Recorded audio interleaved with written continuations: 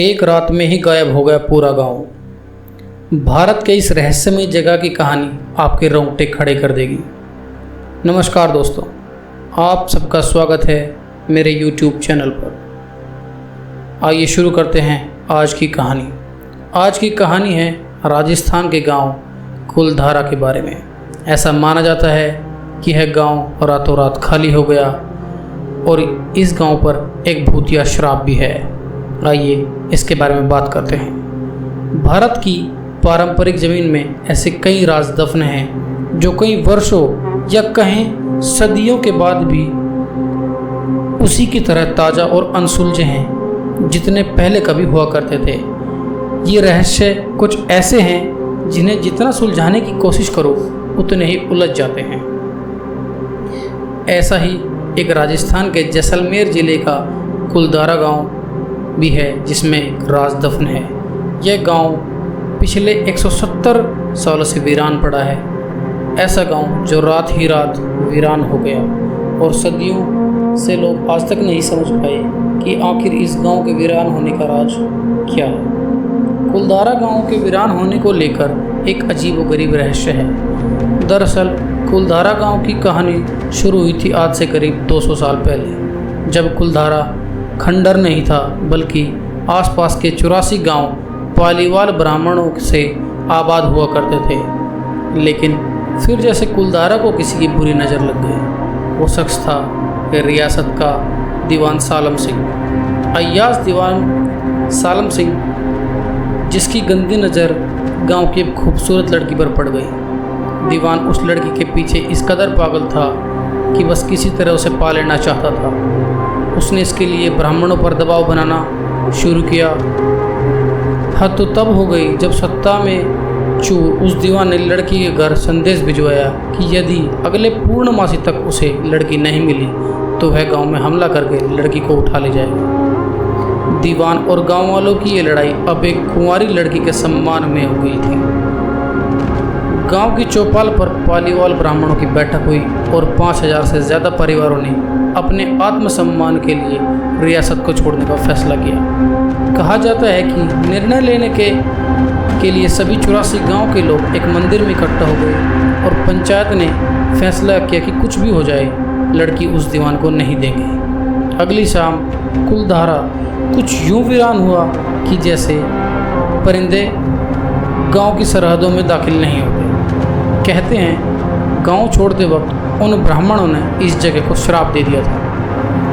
आपको बता दें कि बदलते वक्त के साथ 82 गांव तो दोबारा बन गए, लेकिन 2 गांव कुलधारा और खाबा तमाम कोशिशों के बाद भी आज तक आबाद नहीं हुए हैं। ये गांव अब भारतीय पुरातत्व विभाग के संरक्षण में है, जिसे दिन की रोशनी में सैलानियों के लिए खोला जाता है।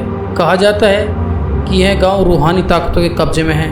टूरिस्ट प्लेस में बदल चुके कुलधारा गांव घूमने आने वाले यहाँ बताते हैं कि आज भी पालीवाल ब्राह्मणों की आहट आज भी सुनाई देती है।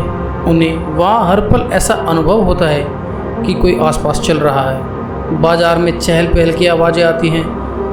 महिलाओं के बात करने और उनकी चूड़ियों और पायलों की आवाज़ हमेशा ही आती रहती है।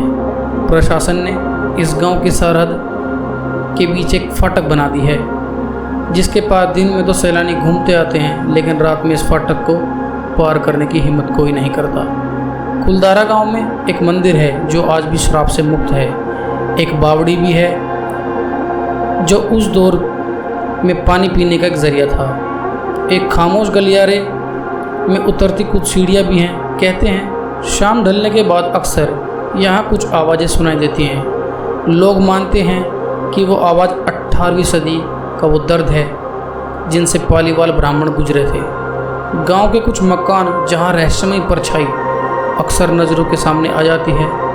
दिन की रोशनी में सब कुछ इतिहास की किसी कहानी जैसा लगता है, लेकिन शाम ढलते ही कुलधारा के दरवाजे बंद हो जाते हैं और दिखाई देता है रूहानी ताकतों का एक रहस्यमय संसार। लोग कहते हैं कि रात के वक्त यहाँ जो भी आया वो हादसे का शिकार हुआ। मई 2013 में दिल्ली से भूत प्रेत व आत्माओं पर रिसर्च करने वाली पैरानॉर्मल सोसाइटी की टीम इस गांव में रात बिताई थी। टीम ने यह माना कि यहाँ कुछ न कुछ असामान्य ज़रूर है। शाम के वक्त उनका ड्रोन कैमरा आसमान से एक तस्वीर ले रहा था, लेकिन उस बावड़ी के ऊपर आते ही कैमरा हवा में गोते लगाता हुआ ज़मीन पर आ गिरा, जैसे कोई था जिसे वो कैमरा मंजूर नहीं था। ये सच है कि कुलधारा से 1000 परिवार पलायन हुआ। यह भी सच है कुलधारा में आज भी राजधानी संस्कृति की झलक मिलती है। पैरानॉर्मल सोसाइटी के उपाध्यक्ष अंशुल शर्मा ने बताया कि हमारे पास एक डिवाइस है जिसका नाम गोस्ट बॉक्स है। इसके माध्यम से हम ऐसी जगह पर रहने वाली आत्माओं से सवाल पूछते हैं। कुलधाराओं में भी ऐसा ही कुछ किया गया, जहाँ कुछ आवाज़ें तो आई तो कहीं असामान्य रूप से आत्माओं ने अपने नाम भी बताए। 4 मई 2013 को शनिवार के दिन रात्रि में जब टीम कुलधारा गई तो उनकी गाड़ियों पर बच्चों के पंजों के निशान मिले।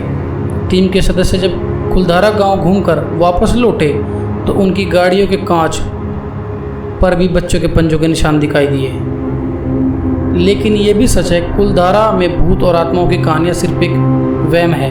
इतिहासकारों के मुताबिक पालीवाल ब्राह्मणों ने अपनी संपत्ति, जिसमें भारी मात्रा में सोना चांदी हीरे जवाहरात थे, उसे ज़मीन के अंदर दबा रखा है। यही वजह है कि जो भी यहाँ जाता है खुदाई करने लगता है, इसी उम्मीद से कि शायद आज भी गांव में कुछ मिल जाए। अगर आपको हमारी कहानी पसंद आई हो तो प्लीज़ इसे लाइक करें, हमारे चैनल को सब्सक्राइब करें। धन्यवाद।